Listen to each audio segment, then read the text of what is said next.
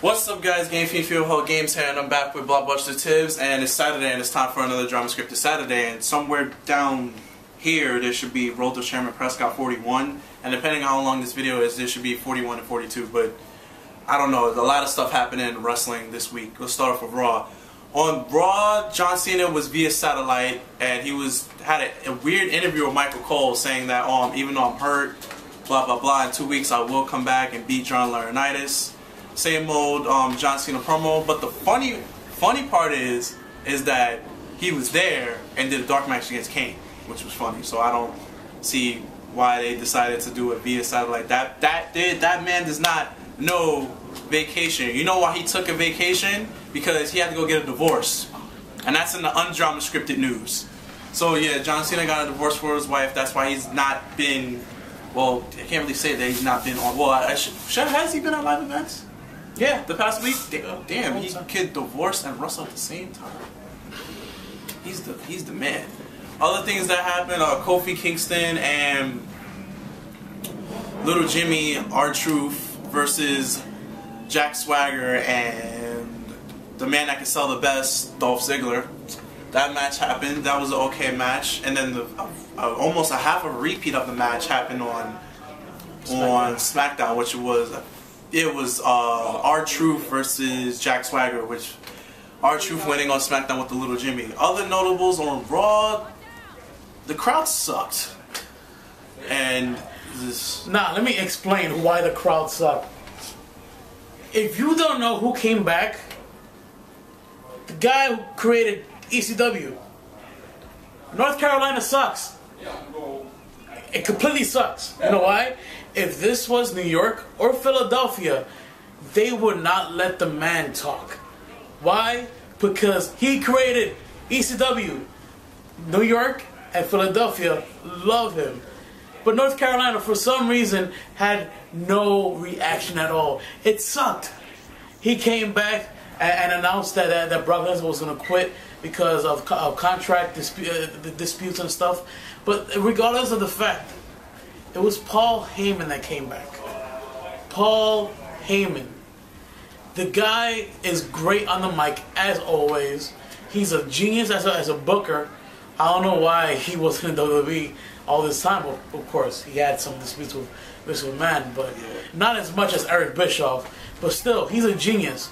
And for the fans not to react like that was stupid. Yeah, there was no hype for Paul Heyman coming back and giving Brock's quote-unquote letter. Yeah, so basically the letter was stating that he didn't like that the contract that was agreed to was taken down because of Triple H. All it was Paul Heyman coming out for him because Brock Lesnar only shows up 2 times out of the month. So which is his real contract agreement, by the way. And pretty much. So yeah. So it's still leading out to a whole Triple H versus Brock Lesnar on SummerSlam. Thank God it's not against Randy Orton. So I mean, Brock Lesnar would be fired. Yeah. So it's a good thing, but again, the crowd sucked. I don't know why they did not react to Paul Heyman the way they're supposed to.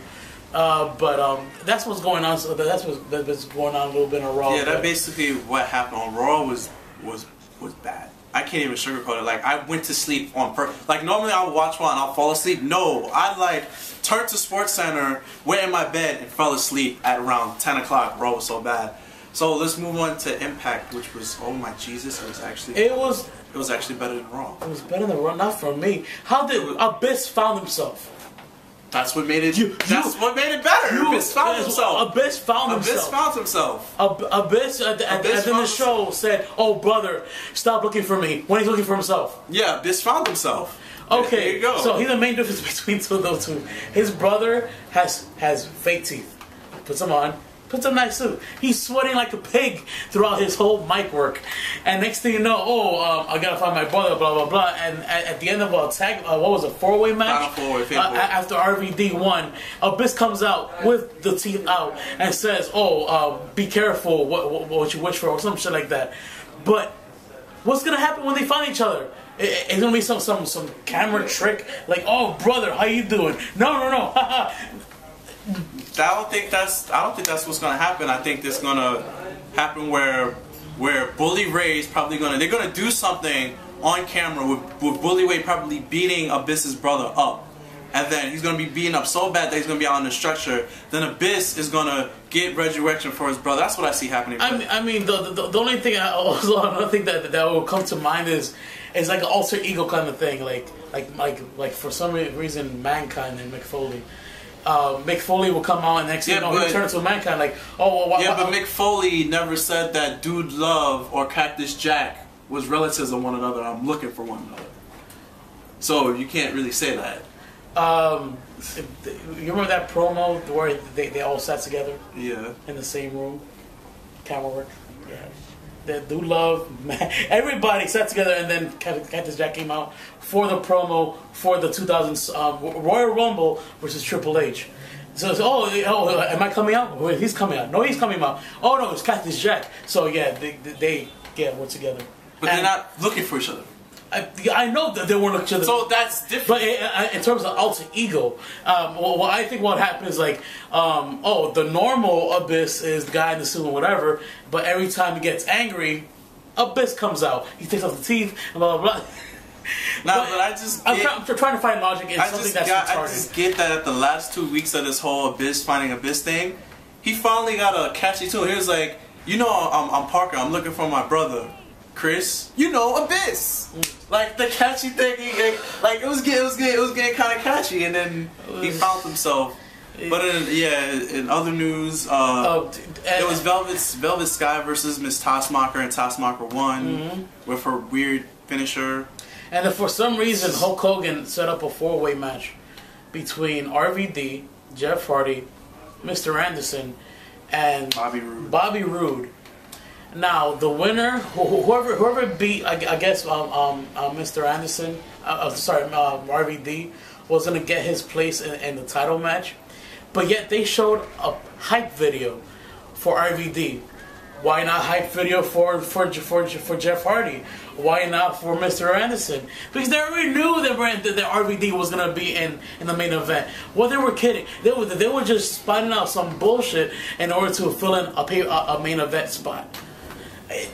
But regardless, even if they didn't do hype vids, they already knew probably Rob Van Dam was going to face Rude anyway. But that really, I'm more interested how the heck this Austin Aries versus Bully Ray Dudley is going to be, because he's in the middle of everything. He's in the middle of everything.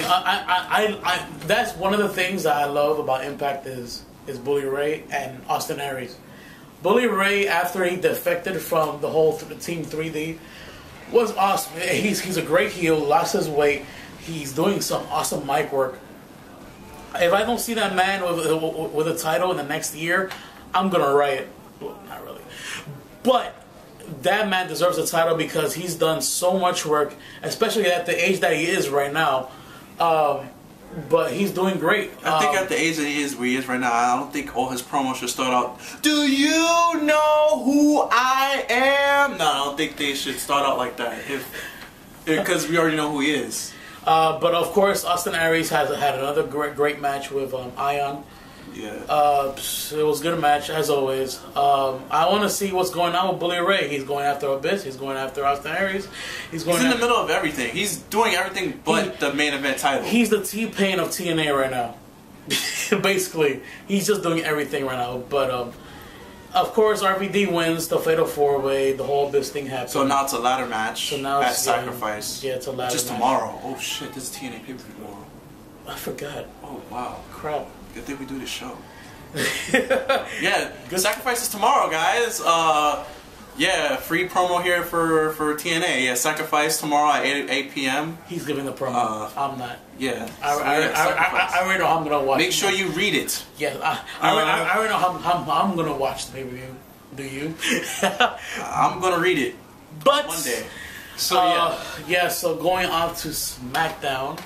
We had a tag match. SmackDown started the same way Raw ended. It was a tag match between Sheamus, Randy Orton versus Chris Jericho and Alberto Del Rio. Ended up in a no contest because the referee lost control of the match. So they made it into two separate matches. It was Sheamus versus Alberto Del Rio. And Sheamus versus Sheamus versus Alberto Del Rio, and Randy Orton versus Chris Jericho. Chris Jericho, yeah. But other than that, Ryback finally squashed somebody I think we could say credible. Like we actually know who Heath Slater is. He's not credible. He had to be in the bed. No. As Nexus. But he got suspended and then brought back down and then got pushed by we actually Flow Rider knocked him out almost. But we actually know who Heath Slater is. Those other people that they put right, we don't know who they are. The Wendy's girl? Anyways, but yeah, so again, as always, right back, they fed him more. Instead of eating 2 guys, he ate 1. He ate Wendy's, and it was pretty much an easy match against his fellow Nexus member, Nexus member. Yeah. So it's gonna be weird to see what's going on because so far he's just eating nobodies. So I want to see Same thing him. Brodus Clay is just now starting to eat credible people. Yeah, he's starting to. Yeah. Never mind, he ate Honcho.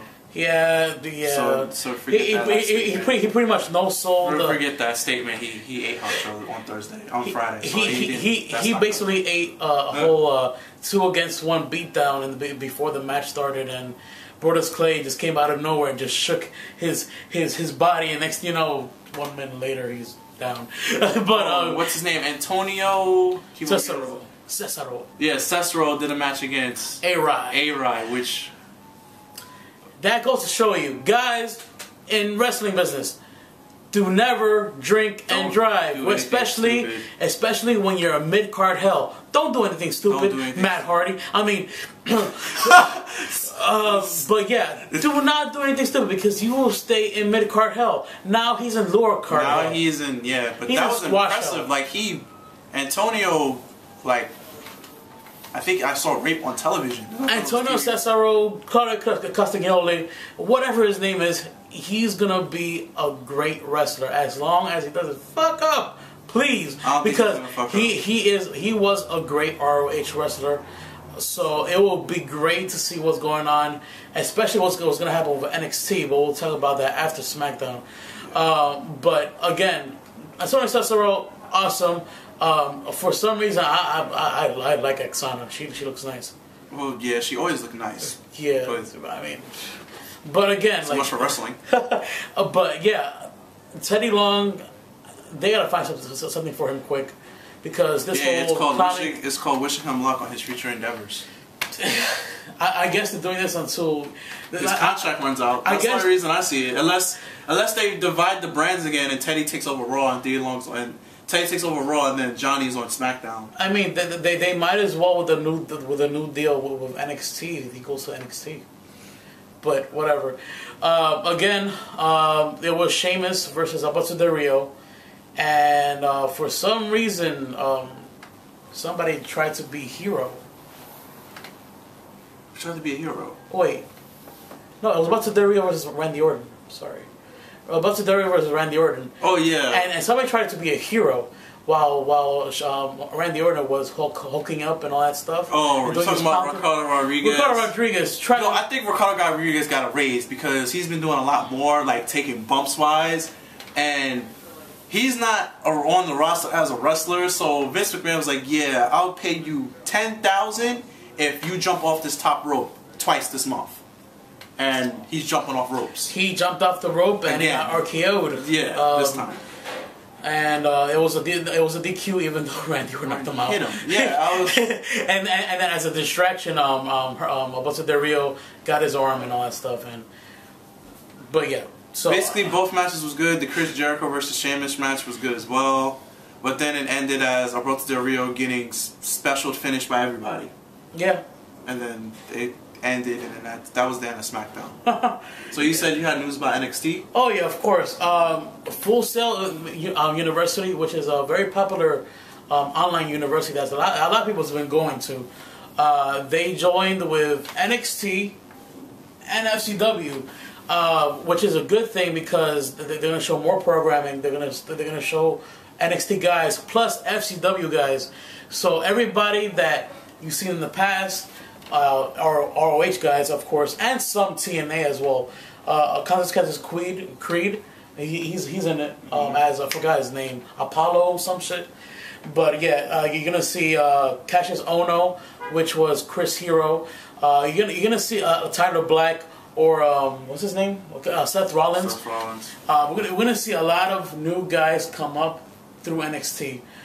It's gonna be like an evolution of NXT. NXT brought some, and nobody can deny the NXT brought some stars like Wade Barrett or Ryback, and he's getting up there. Yeah, he's getting up there. Even we forgot about Darren Young, Millions, man. That's how I was gonna end the show. My bad. Yeah. But yeah, you see all these guys coming from NXT and actually building themselves. You know what up. I would like to see to at least get one appearance? What's his name? He's in ROH now. He's the most funniest heel while he's wrestling. He's like big. I think his name is Sheen or something. Oh yeah. Yeah. What's his full name? His full wrestling name? I forgot. But all I know, I want to see Dean Ambrose He is funny. already debut. Dean Ambrose is awesome. If you don't know who he is, just look at his Twitter at Dean Ambrose, and he's always just getting on Mick Foley. But he's gonna do a whole, I guess, extreme thing. I don't know, but just look for the guys that are coming from FCW. It's going to be a good thing for all of them because they're finally going to get their shine because a lot of them has been there for years. Especially people that went to NXT and they came back to FCW like Husky Harris. Mm-hmm. So it'll be great to see everybody coming back and to it, and new guys too. Even of course Eddie Guerrero's daughter is in FCW. So Shaw Guerrero is in FCW, and it'll be great to see her come up, especially with her mom. So we might see a little duo between other guys. So a lot of shit can happen between that. But of course, it was a great deal between FCW, Full Sail University, and FCW. But yeah, so we gotta end the show, guys. Yeah, that wraps it up for this. As he gets a phone call, because I know what I'm gonna do, and I don't know what he's gonna do, but I'm gonna go off and count my fake as millions of millions of millions of millions of millions of dollars. Oh, the millions! Just like Darren Young and Ted O'Neill. That's it. Later, guys.